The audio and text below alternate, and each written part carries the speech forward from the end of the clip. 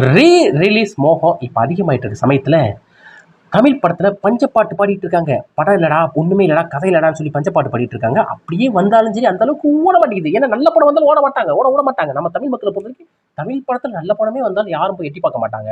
அதை தூக்கி நான் ஓடிடியில தான் பார்ப்பேன், டெலகிராமில் டவுன்லோட் பண்ணி தான் பார்ப்பேன்னு சொல்லிட்டு இருக்க சமயத்தில், ஆனா மலையாள படத்துல மொக்க படம் இருந்தா கூட சரி, சூப்பர் படம் சொல்லி கொண்டாடிடுவாங்க. 200 கோடி 300 கோடி அள்ளி கொடுத்து விட்டுருவாங்க. மஞ்சுமோல் பாய்ஸ்ல குணா பாடம் தூக்கிட்டா ஒண்ணுமே இருக்காது அந்த படத்துல.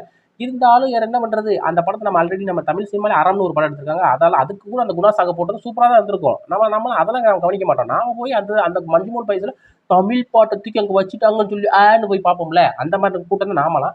இதை ஒத்துக்கிட்டு தான் ஆகும். நீ இதுக்காண்டி என்ன சட்டையை பிடிச்சி மஞ்சுமோல் பாய்ஸை பத்தி உனக்கு என்னடா தெரியும் கேட்டாலும் எனக்கு ஒரு கவலையே இல்லைங்க.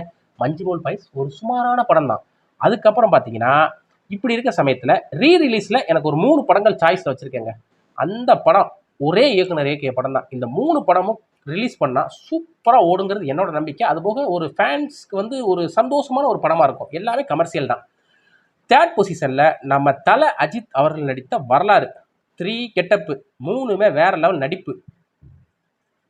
அது போக பார்த்தீங்கன்னா காமெடி, சென்டிமெண்ட், ஆக்ஷன் எல்லாமே பவர் பேக்கடாக கொடுத்துருப்பாங்க.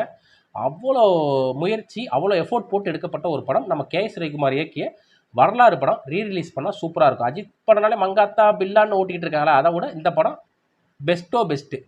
செகண்ட் பொசிஷனில் நம்ம ரஜினி அவர்கள் நடித்த படையப்பா சொல்லவே வேணாங்க. இதில் விட டபுள் மடங்கா, வரலாறை விட டபுள் மடங்கு பவர் பேக்கடான ஒரு கதை, பவர் பேக்கடான ஒரு காமெடி, பவர் பேக்கடான ஒரு ஸ்க்ரீன் பிளே. அப்படியே கிளைமேக்ஸ் வரைக்கும் தக்கன்னு இருக்கும். அதுவும் பார்த்தீங்கன்னா நம்ம ரம்யா கிருஷ்ணன் அவர்கள் வந்து நீலாம்பரியை நடித்து பிரித்து மேய்ஞ்சிருப்பாங்க. அப்பேற்பட்ட ஒரு படம். ரஜினியை ஓவர்டேக் பண்ணுற அளவுக்கு தூக்கி சாப்பிட்ருப்பாங்க நம்ம ரம்யா கிருஷ்ணன் மேடம். இந்த படம் வந்துச்சுன்னா கண்டிப்பாக சொல்கிறேன், மக்களுக்கு இப்போ இருக்கிற கண்டிஷனுக்கு ஒரு செம்ம ஹாப்பியான ஒரு படமாக இருக்கும். அப்போ நம்பர் 1 பொசிஷன் என்ன படம்னா இருக்குது, இதில் விட சூப்பர் படம் இருக்கான்னு கேட்டிங்கன்னா இருக்குங்க. நம்ம கமல் அவர்கள் நடித்த பஞ்சதந்திரம் செம்ம படங்க. இப்போ வரைக்கும் பஞ்சதந்திரம் மாதிரி ஒரு படம் வருமானு இப்போ கொண்டாடிட்டு இருப்போம். ஆனால் அப்போ வந்து படம் ஓடவே இல்லை, ஓடலை. நானாக பார்த்தீங்கன்னா எங்கள் உதயம் தேட்டர்னு நினைக்கிறேன், உதயம் தேட்டரில் போய் பார்த்தேன் அந்த படத்தை. அப்போ வந்து யார் பார்த்தா, எனக்கு தெரிஞ்ச அப்போலாம் கூட்டமே இல்லை. மொத்தமே நான் பார்த்தப்போ ஒரு 50 பேர் உட்காந்துருந்தா நினைக்கிறேன்.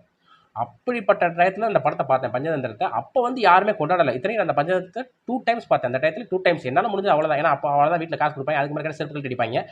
2 டைம்ஸ் பார்த்தேன். அப்படி இருக்க சமயத்தில் அந்த படம் வந்து இப்போ ரீ ரிலீஸ் ஆச்சுன்னா இப்போ இருக்க சம்மர் டயத்துக்கு செம்ம படங்க அது.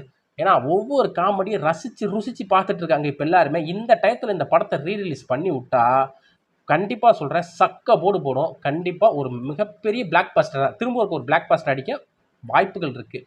இது என்னோட ஒப்பீனியன். உங்களோட ரீ ரிலீஸ் ஒப்பீனியன் என்னென்ன படங்கிறத கமெண்ட் செக்ஷனில் கமெண்ட் பண்ணுங்கள்.